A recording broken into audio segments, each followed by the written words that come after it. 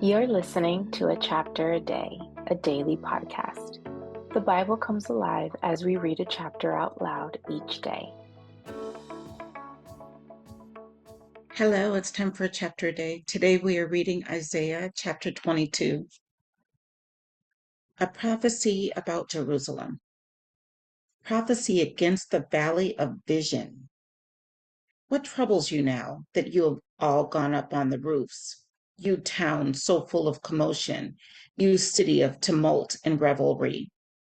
Your slain were not killed by the sword, nor did they die in battle. All your leaders have fled together. They have been captured without using the bow. All you who were caught were taken prisoner together, having fled while the enemy was still far away. Therefore I said, turn away from me, let me weep bitterly. Do not try to console me over the destruction of my people. The Lord Almighty, has a day of tumult and trampling and terror in the valley of vision, a day of battering down walls and of crying out to the mountains. Elam takes up the quiver with her charioteers and her horses. Kir uncovers the shield. Your choicest valleys are full of chariots, and horsemen are posted at the city gates. The Lord stripped away the defenses of Judah, and you looked in that day to the weapons in the palace of the forest. You saw that the walls of the city of David were broken through in many places.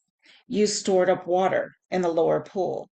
You counted the buildings in Jerusalem and tore down houses to strengthen the wall.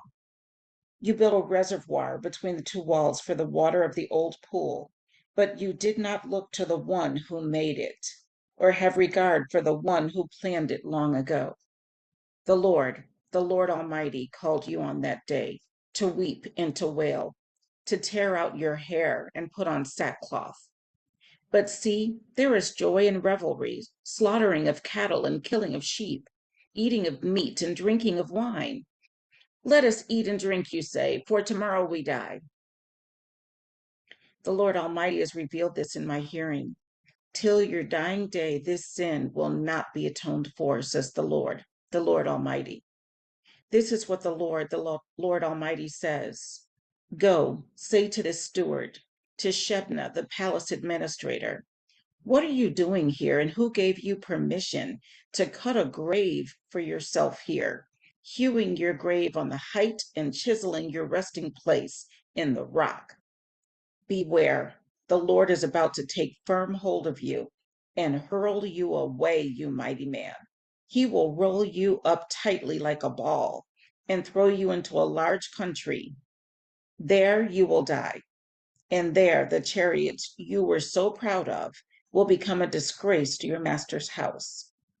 I will depose you from your office, and you will be ousted from your position.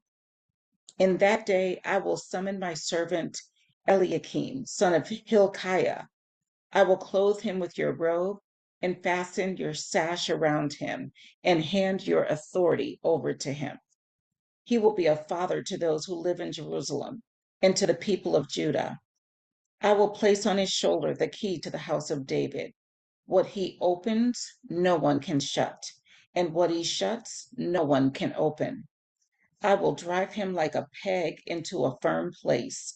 He will become a seat of honor for the house of his father. All the glory of his family will hang on him, its offspring and offshoots, all its lesser vessels, from the bowls to all the jars. In that day, declares the Lord Almighty, the peg driven into the firm place will give way. It will be sheared off and will fall, and the load hanging on it will be cut down. The Lord has spoken. That was Isaiah chapter 22. It was intense. See you tomorrow.